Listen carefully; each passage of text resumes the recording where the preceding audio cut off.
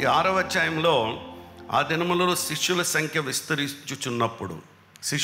విస్తరించింది. పేతురు ప్రసంగం చేసినప్పుడు వాళ్ళు ముందు 12 మంది, తర్వాత 70 మంది, తర్వాత 3000 మంది, తర్వాత 5000 మంది, దాదాపు ఇప్పుడు ఎంత సంఖ్య పెరిగిందనుకుంటున్నారు? ఈ వాక్యం మనం ఇక్కడ చదివే నాటికి 8000, 8000 మంది సంఘం ఆ రోజే ఉన్నారు. శిష్యులు ఆనాడే 8000 ఉన్నారు. ఈరోజు లక్షలు ఉండడానికి ఏముందని ఇన్ని కోట్ల జనాభాలో. ఆనాడు ఆది అపోస్తలిక సంఘంలో సంఘం సంఖ్య ఎలా విస్తరించిందో ఈరోజు కూడా అదే సంఖ్య విస్తరిస్తూ ఉండటం అనేది చాలా సంతోషం.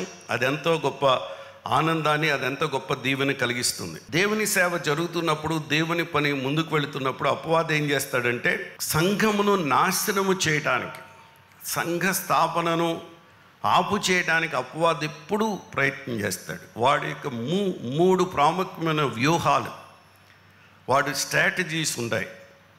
ఒకటేమిటంటే, మొదట తనేం చేశాడంటే బలవంతంగా అణిచివేయటానికి యూదుల అధికారుల ద్వారా ప్రయత్నం చేశాడు. పేతురు యోహానులు సువార్త ప్రకటించడానికి వీల్లేదు, నడవలేని వాడిని బాగు చేసినప్పుడు కానీ, తర్వాత వాళ్ళు చేస్తున్నటువంటి అద్భుతాలు, సూచక్రియలు, మహత్కార్యాలు సంఘం విస్తరిస్తూ ఉన్నప్పుడు అపవాది మొదటి ప్రయత్నం ఏంటంటే అది చేశాడు, అణిచివేయటానికి ప్రయత్నం చేశాడు. అందుకని ఒక కుటుంబం ఎదిగితే వాడికి ఇష్టం ఉండదు, ఒక సంఘం ఎదుగుతుంటే వాడికి ఇష్టం ఉండదు. కొంతమంది హ్యాపీగా, సంతోషంగా, నీతి నైతిక విధానాలతో కుటుంబ జీవితాన్ని కానీ సంఘ జీవితం కానీ జీవించటం అంటే అపవాదికి ఇష్టం ఉండదు. వాడిని డిస్టర్బ్ చేస్తాడు. బంధువుల రూపంలో, స్నేహితుల రూపంలో, కుటుంబీకుల రూపంలో, ఆత్మీయుల రూపంలో అపవాది ఇప్పుడు ఏం చేస్తాడంటే దాడి చేస్తాడు. అపవాది మన మీద దాడి చేస్తున్నాడా, మనం అపవాది మీద దాడి చేస్తున్నాం? యాక్చువల్గా ఒక మాటలో చెప్తే అపవాది దాడి వాస్తవం అయినప్పటికీ కూడా అసలు మనదే దాడి. అందుకే నేను చెప్తా, అది సెటానిక్ కౌంటర్ అటాక్ అన్నాను. అంటే ప్రతి దాడి వీళ్ళు దాడి చేస్తున్నారు. అపవాది ఈ యూదా అధికారుల రూపంలో రోమీలము యూదులకు ఇచ్చారు. యూదులు మీ ఇష్టం, మీరేమన్నా చేసుకోవచ్చు, మీరేమన్నా చంపవచ్చు, ఏమన్నా చేయొచ్చు అన్నీ ఇచ్చారు. వాళ్ళకి అధికారం అంతా ఎవరికి ఇచ్చారు? యూదా నాయకులకి ఇచ్చారు. సన్హెద్రిన్ సభలో ఉన్నటువంటి వారికి, వాళ్ళందరికీ ప్రభుత్వం రోమా ప్రభుత్వం ఇచ్చింది యూదులకి, అంతే కదా. వాళ్ళకి ఇచ్చినప్పుడే కదా యూదులు ఏం చేశారు? యేసయ్యను సిలువ వేశారు. చంపింది ఎవరండి? మీరే చంపుకున్నారు, మీ యూదులే చంపారు, మేము చంపామా అని సాగదీస్తారు మనవాళ్ళు చాలామంది. కానీ ఇక్కడ అపవాది యొక్క దాడి ఎవరిని ఉపయోగిస్తాడో చూడండి. మనతోనే ఉన్న వాళ్ళను ఉపయోగించి కుటుంబాన్ని, ఒక సంఘమును, ఒక వ్యవస్థను పాడు చేయడానికి ప్రయత్నం చేస్తాడు. అందుకే మీరు ఆపద్దినమందు ఎఫెసీయులకు రాసిన పత్రికలో మీరు వాడిని ఎదిరించుటకు మీకు కావలసినటువంటిది సర్వాంగ కవచాన్ని మీరు ధరించండి అన్నాడు. మీరు పోరాడునది శరీరాలతో కాదు, దురాత్మలతోనూ అంధకార సంబంధులకు లోకనాథులతోనూ మీరు పోరాడుతున్నారు. అపవాది వ్యూహం ఏంటంటే బలవంతంగా అణిచివేయటం. విశ్వాస జీవితాన్ని, మన భక్తి జీవితాన్ని, మనం చేస్తున్న సేవలు, మనం చేస్తున్న కార్యక్రమాలు అపవాది కొన్నిసార్లు అణిచివేయడానికి ప్రయత్నం చేస్తాడు. అది సెటానిక్ కౌంటర్ అటాక్, అపవాది యొక్క ప్రతిదాడి. అందుకని మీరు ఎలా ఉండాలంటే అతని దాడి కాదు, మనమే దాడి చేస్తున్నాం. ఒక అనారోగ్యం వస్తే దాన్ని పోరాడుతున్నాం, దాని నుంచి విడుదల పొందటానికి దేవుని యొక్క సహాయంతో. లేదు ఒక శోధన వస్తే, లేదా ఒక శ్రమ వస్తే, ఒక పరీక్ష వస్తే దానిని మనం ఎదిరించగలిగినటువంటి శక్తి మనకు ఉండాలి, ఒకవేళ అటు ఇటు అయినప్పటికీ కూడా. అందుకని ఇక్కడ దీంట్లోకి వచ్చిన మొదటిది అది. రెండవది ఏమిటంటే ఇమ్మీడియట్గా వాళ్ళను పేతురు యోహానుల మీద పడ్డాడు. 12 మంది శిష్యులు ఉన్నారు, వాళ్ళిద్దరే కాదు, వాళ్ళ వెనకాల మిగిలినటువంటి 10 మంది కూడా ఉన్నారు. పేరుకు పేతురు యోహానులు వాడుతున్నా కానీ 12 మంది శిష్యులు ఉన్నారు, వాళ్ళందరూ అక్కడ ఉంటారు. అయితే రెండవది వచ్చేటప్పటికి వాడు అటాక్ ఎవరి మీద? అననీయ, సప్పీరా. బర్నబా చక్కగా పొలం అమ్మి దేవుని సందులో తీసుకొచ్చాడు, మాదిరిగా ఉన్నాడు. కానీ ఈ దంపతులు వీళ్ళిద్దరిని చూడండి ఎంత దారుణంగా అటాక్ చేశాడు. వాడు అబద్ధమనే అది తీసుకొచ్చి ఇవ్వకపోతే నష్టమేం లేదు, ఇవ్వకపోయినా నష్టం లేదు. అది దేవుడు ఇవ్వమన్నాడు కాబట్టి పొలం అమ్మి దానిలో భాగాన్ని తీసుకొచ్చారు. ఆ రోజులో వాళ్ళు అలా ఉండేది. మనకి ఈ రోజులు వచ్చేటప్పటికి దేవునికి మన అర్పణలు ఇస్తాం, దశమభాగాలు ఇస్తాం. ఒకవేళ మరి ఎక్కువ దేవుడు మనకి ఏదైనా ఇస్తే దాన్ని కూడా దేవుని సేవ కొరకు ఖర్చు పెడతాం. అది ఆశీర్వాదం దేవుని కొరకు. కానీ వాళ్ళ అబద్ధం ద్వారా ఇద్దరు అక్కడికక్కడే మరణించటం మనం చూసాం. ఇక మూడవది వచ్చేటప్పటికి కొంతమంది కలహపు, ఇక్కడ ఇదే మూడవది. ఇక్కడే ఏమంటున్నాడు అక్కడ, అనుదిన పరిచర్యలో తమలోని వెధవరాండను చిన్న చూపు చూచిరని హెబ్రీయుల మీద గ్రీకు భాష మాట్లాడు యూదులు సనగసాగిరి. 6వ అధ్యాయం 1వ వచనంలో, అప్పుడు 12 అపొస్తలులు తమ యొద్దకు శిష్యుల సమూహమును పిలిచి, మేము దేవుని వాక్యం బోధించటమాని ఆహారం పంచిపెట్టడం యుక్తమో కాదు అని మొదలుపెట్టారు అక్కడ. అంటే ఇక మూడవది ఏం చేశాడంటే, కొంతమంది మరి అక్కడ ఉన్నటువంటి వితంతువులు ఉన్నారు అక్కడ, వాళ్ళ ద్వారా ఏ సమస్య వచ్చిందో మరి వీళ్ళు వెళ్ళి కంప్లైంట్ చేస్తేనేగా, వాళ్ళేం తక్కువేం కాదు, ఎవరైనా వాళ్ళు అక్కడ ఏదో కంప్లైంట్ చేశారు. ఈ గ్రీకు భాష మాట్లాడేవారు అక్కడికి హెల్లెనీయులు వాళ్ళు అక్కడికి వచ్చి ఉన్నారేమో, వాళ్ళు హెబ్రీల మీద వాళ్ళు చిన్న చూపు, అంటే ఇక్కడ ఈ పరిచర్య చేస్తున్నటువంటి యాజకుల మీద, ఈ అపోస్తలుల మీద వాళ్ళు నేరారోపణ చేయటం. అంటే కలహపు వెధవరాండ్ర ద్వారా దాని నాయకత్వాన్ని, ప్రార్థనను మళ్ళీ ప్రకటనను మళ్లించి దాన్ని తప్పుగా దాన్ని చిత్రీకరించటం అన్నమాట. వీళ్ళు విస్తరిస్తున్నారు, సంఖ్య వేలవుతున్నారు, వీళ్ళు ఆర్థికంగా దీవించబడుతున్నారు. కానీ వీళ్ళు ఏం చేస్తున్నారు, వెధవరాండ్రను చిన్నచూపు చూస్తున్నారు. పేదలను వీళ్ళు పట్టించుకోరు, లేకపోతే దిక్కులేని వారిని వీళ్ళు చూడరు. చిన్న కామెంట్ అనమాట, దాన్ని తీసుకొచ్చి వెధవరాండ్రను తక్కువ చూస్తున్నారని చెప్పి ఆ నేరారోపణతో వాడు ఏం చేయాలని చూశాడు తెలుసా, ఆ ఎదుగుతున్నటువంటి సంఘములో, అభివృద్ధి చెందుతున్నటువంటి సంఘములో చీలికలు పీలికలు తీసుకురావడానికి, డివిజన్ తీసుకురావడానికి ప్రయత్నం చేసి 6వ అధ్యాయంలో మనం ఇదంతా చదువుతున్నప్పుడు వాళ్ళు 3వ వచనంలో చూస్తే అక్కడ ఏం జరిగింది, కాబట్టి సహోదరులారా, ఆత్మతోనూ జ్ఞానముతోనూ నిండుకొని మంచి పేరు పొందిన 7 మనుషులను మీలో ఏర్పరచుకొనండి, మేము వారిని ఈ పనికి నియమింతుము.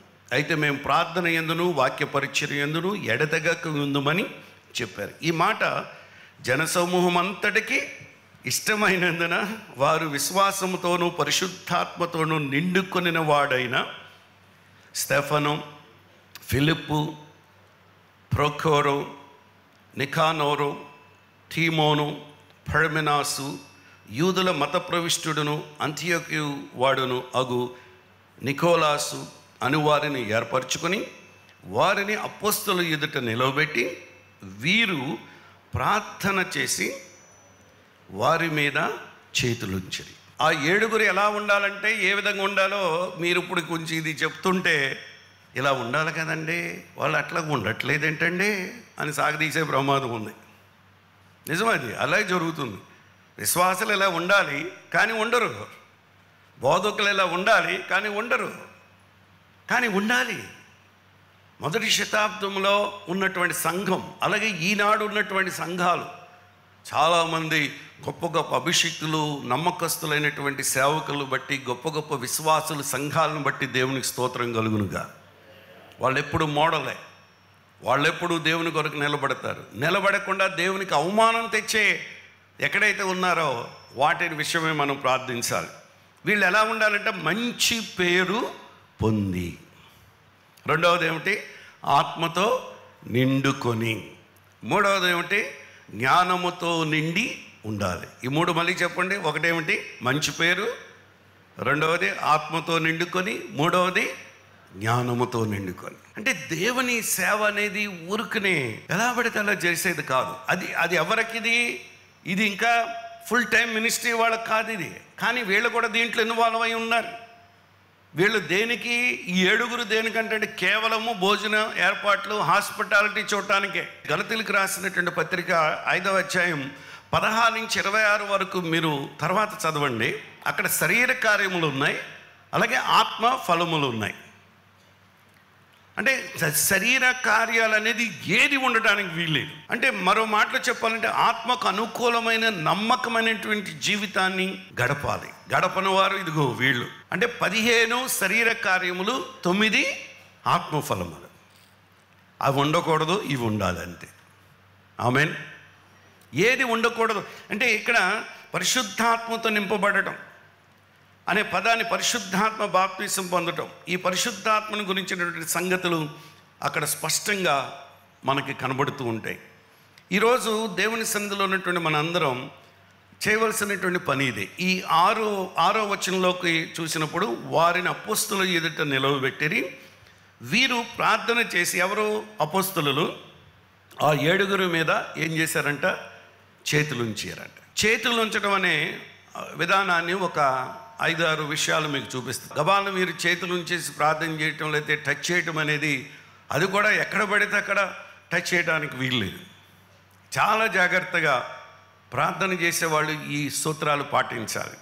సేవకులైనా లేకపోతే మీరు ఎప్పుడైనా ప్రార్థన చేసినప్పుడు కానీ అది ఎలా ఉంటుందంటే స్వస్థత అద్భుతాలు చేసినప్పుడు, స్వస్థత ప్రార్థన చేసినప్పుడు చేతులు ఉంచటం, ఏదైనా ఒక అద్భుతం జరగాలనుకుంటే ఆ పనిముట్టు మీదో ఆ స్థలం మీదో దాని మీద చేతులు ఉంచి ప్రార్థన చేయటం. ఇది 28వ అధ్యాయం 8వ వచనంలో అపోస్తల కార్యంలో ఉంటుంది. తర్వాత మత్తయి సువార్త 9:18 ఉంటుంది. తర్వాత ఇంకొకటి రెండవది ఎప్పుడంటే ఇతరులను దీవించినప్పుడు అటువంటి ప్రార్థన. మత్తయి సువార్త 19వ అధ్యాయం 13వ వచనం 15వ వచనంలో ఇతరులను దీవించినప్పుడు. 3వది వచ్చేటప్పటికి ఎవరైనా పరిశుద్ధాత్మ శక్తి పొందుకోవాలి, భాషలు మాట్లాడాలి, వరాలు కావాలి, గిఫ్ట్స్ కావాలన్నప్పుడు పొందే సందర్భంలో మనం అది ప్రార్థన చేయటం, చేతులు ఉంచటం.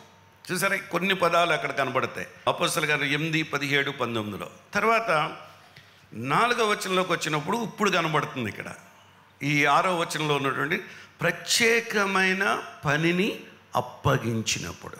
హల్లెలూయా. ఈరోజు మీరు ఏ పని దేవుని కొరకు మీరు చేయాలనుకున్నారో, ఏ రీతిలో చేయాలనుకుంటారో, మీరున్న ఏరియాలో అందరూ ప్రసంగాలు, అందరూ పాటలు, అందరూ సేవకులు ఫుల్ టైం మినిస్ట్రీలో ఉన్నటువంటి వాళ్ళు చేసినట్లుగా చేయలేరు. మీరున్నటువంటి ప్రాంతంలో, మీరున్నటువంటి ఏరియాలో మీరు చేయవలసినటువంటిది అలా ప్రత్యేకమైన పనిని అప్పగించినప్పుడు వాళ్ళు ఆ విధంగా చేతులుంచి ప్రార్థన చేశారు. అదే అక్కడ 13వ వచనంలో కూడా మనకు కనబడుతుంది. 5వది వచ్చేటప్పటికి సంఘములో ఉన్నటువంటి వారిని ఆత్మ వరాలు పొందుకునేటప్పుడు 1 తిమోతి 4:14లో ఆ మాట అక్కడికి మనకి క్లియర్గా అక్కడ మనకు కనబడుతుంది. అంచేత ఇది ప్రాముఖ్యమైనది. వీళ్ళు శ్రమలు, కష్టాలు రావడం మనం దేవుని చిత్తములో లేమనడానికి గుర్తులు ఏమిటంటే, మనం కొన్నిసార్లు కష్టాలు, బాధలు, ఇరుకులు, ఇబ్బందులు, ఆటంకాలు వస్తాయి. రావని అనుకోబాకండి. వచ్చినప్పుడు వాటిని ఏ విధంగా మనం ఎదుర్కోవాలి? దెబ్బలు తిన్నారా? సభ ఎదుటి నిలబెట్టారా వీళ్ళని, అపోస్తలుల్ని? వీళ్ళు పక్కన పరిచర్య చేస్తున్నారు, సువార్త ప్రకటిస్తున్నారు, అద్భుతాలు చేస్తున్నారు, తిట్లు తింటున్నారు, కొరడా దెబ్బలు తింటున్నారు, కొద్దిసేపు జైల్లో ఉంచుతున్నారు, అన్నీ జరుగుతున్నాయి. అయినా సరే వాళ్ళు సువార్త ప్రకటించడం మాత్రం ఆపలేదు. దట్ ఈస్ ద కీ అక్కడ. అంటే హెబ్రీయులు అనేటువంటి యూదులు, గ్రీకు భాష మాట్లాడు వీళ్ళు కొంత తీసుకొచ్చి జస్ట్ ఒక ఆహారం పంచిపెట్టే విషయంలో, అక్కడ ఉన్నటువంటి డబ్బును ఖర్చు పెట్టే విషయంలో తేడాలు చాలా. సంఘాల్లో తేడా ఎక్కడ వస్తుందో చెప్పమంటారా? ఆ డబ్బు దగ్గరే. సంఘ పెద్దలకి అలాగే పాస్టర్ గారికి మధ్యలో వచ్చే సమస్య అక్కడే. ఆ లెక్క వస్తే ఇంట్లో ఉండదా? ఎక్కడ వస్తాయి గొడవలు? డబ్బు దగ్గరే. అక్క ఎవరో, చెల్లెవరో, అన్నెవరో, తమ్ముడెవరో మారిపోతాయి అక్కడికి వచ్చేటప్పటికి. ఆస్తుల విషయంలో లేకపోతే డబ్బు విషయంలో. దయచేసి నేను చెప్తున్నాను, కొన్ని విషయంలో మీరు లీగల్గా పోరాడవలసింది. ఎప్పుడైనా మీరు అటువంటిది ఉంటే ప్రయత్నం చేయొచ్చు, తప్పేం లేదు. నేను కోర్టుకి వెళ్ళను, నేను కేసు పెట్టను, నాది ఆస్తి నాకు పోతే పోయింది, దేవుడే ఇస్తాడని చెప్పి అలా అనబాకండి. అది రాదు. అది లీగల్గా మనం అది పోరాడాలి. అందుకని చాలామంది ఏం చేస్తారు, ఎప్పుడో తాతల కాలంలో, తండ్రుల కాలంలో రాసేసిన ఆస్తులు ఇప్పుడు మళ్ళీ కొడుకులు వచ్చి కేసులు పెడతా ఉన్నారు. అది మాకు చెందుద్దని. అది అయిపోయింది ఆల్రెడీ. అది ఆ కోర్టులకు వెళ్తే అది కొన్ని సంవత్సరాలు పడుతుంది. వాదోపవాదనలు ఆస్తి కోసం వెళ్ళేవి. కానీ ఇక్కడ వచ్చినటువంటి సమస్య ఏంటంటే, వాక్యము బోధిస్తున్నటువంటి మేము ఆహారము పంచిపెట్టలేదని, వెదవడాండ్రను మేము సరిగ్గా భోజనం పెట్టట్లేదని, మేము అది చేయట్లేదు ఇది చేయట్లేదని మా మీద నేరారోపణ చేయకుండా, మీలో ఉన్నటువంటి 7 ఆత్మతోనూ, అలాగే మంచి పేరు ఉండాలి, ఆత్మతో నింపబడి ఉండాలి, తర్వాత జ్ఞానముతో నిండుకొని ఉండాలి. హల్లెలూయా. ఈ క్వాలిటీస్ ఈ దినాల్లో మన పరిచర్య చేస్తున్న వారందరం మీద ఉండును గాక. నా దగ్గర నుంచి మీ దగ్గర వరకు అందరం మళ్ళీ ఒకసారి పరిశీలన చేసుకోవాలి, స్వపరీక్ష చేసుకోవాలి. నాలో ఎక్కడైనా లోపం ఉందా అనేది మనం చూసుకుని దేవుని సన్నిధిలో మనం ప్రార్థన చేయవలసినటువంటి వారమై ఉన్నాం.